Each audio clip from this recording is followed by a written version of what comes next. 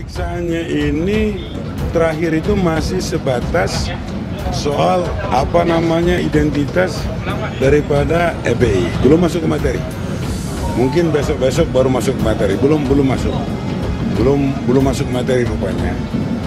Karena mengingat si Habib ini sudah letih, jadi kita dari lawyer juga memohon agar jangan sampai terlalu malam supaya beliau bisa istirahat begitu, ya.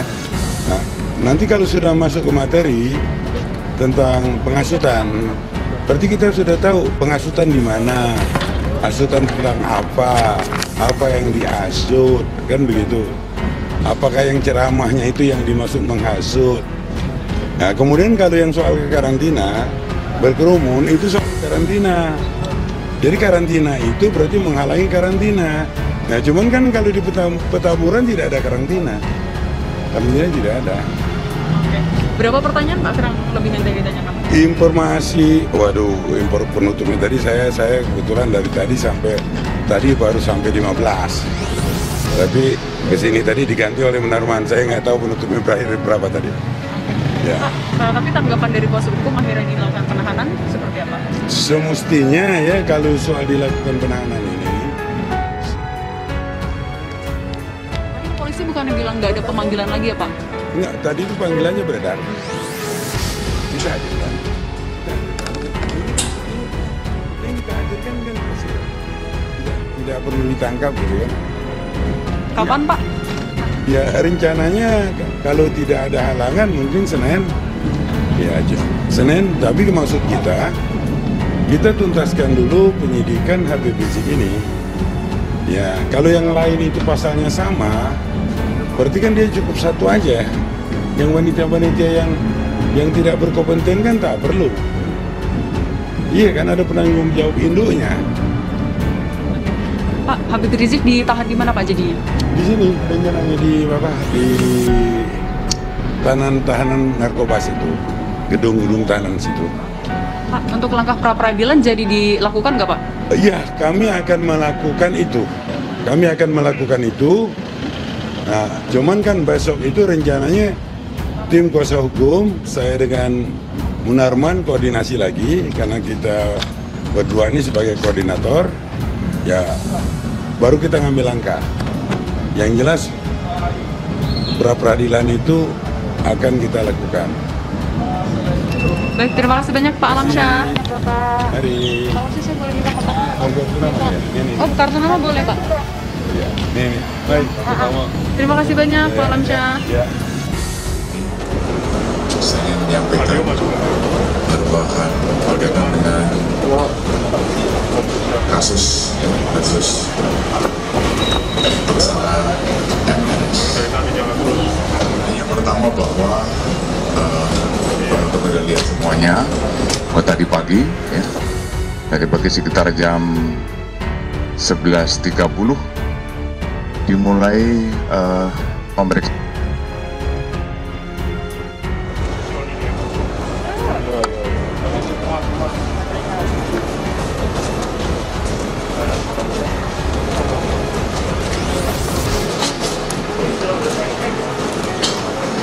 Cek sudah.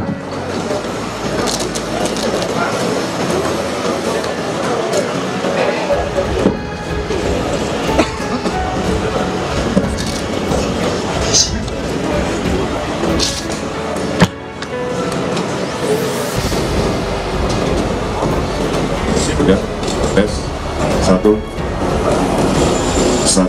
oke ya.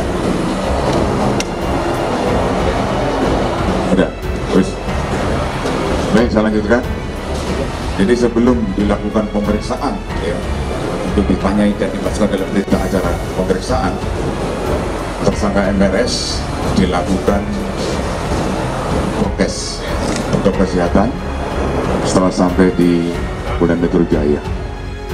Ya tentunya nanti kita cek, sudah kita lakukan berkaitan dengan cek COVID, kemudian tensi, dan kemudian gula darah, kita lakukan pemeriksaan semua. Dan tentunya ini bagian daripada protokol kesehatan yang harus kita pedomani di setiap tersangka maupun saksi yang diperiksa di Polda Metro Jaya maupun di jajaran kepolisian. Kemudian pada pemeriksaan juga hak-hak sebagai tersangka juga kita berikan.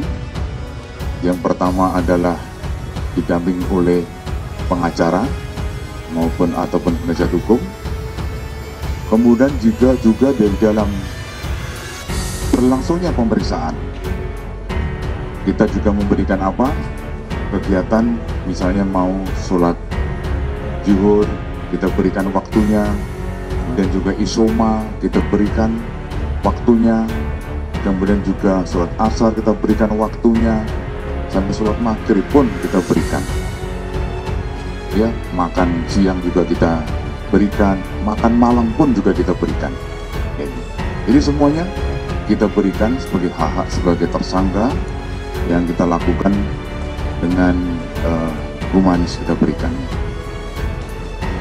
Kemudian di dalam pemeriksaan penyidik memberikan 84 pertanyaan yang ditanyakan kepada tersangka MRS. Jadi mulai jam 11.30 dan tadi selesai jam 22.00, dan kemudian setelah selesai diperiksa tentunya dari penyidik membacakan kembali daripada berita acara tersebut, dan kemudian ada beberapa yang diperbaiki ataupun ditambahi oleh tersangka. Jadi kita melayani dengan baik, kita layani apa-apa saja yang menjadi kekurangan daripada jawaban tersangka di dalam berita acara pemeriksaan. Kemudian tersangka MRS kita tahan, kita lakukan penahanan oleh penyidik itu dimulai tanggal 12 bulan 12, tanggal 12 Desember 2020 selama 20 hari ke depan. Jadi sampai tanggal 31 Desember 2020. Alasan penahanan ada dua, yaitu objektif dan subjektif. Untuk objektif, ancaman di atas 5 tahun. Kemudian yang subjektif, kenapa dilakukan penahanan? Yang pertama, agar tersangka tidak melarikan diri. Kemudian tersangka tidak menghilangkan barang bukti. Dan yang ketiga adalah tidak mengulangi perbuatannya. Dan intinya juga dilakukan penahanan adalah untuk mempermudah proses penyidikan.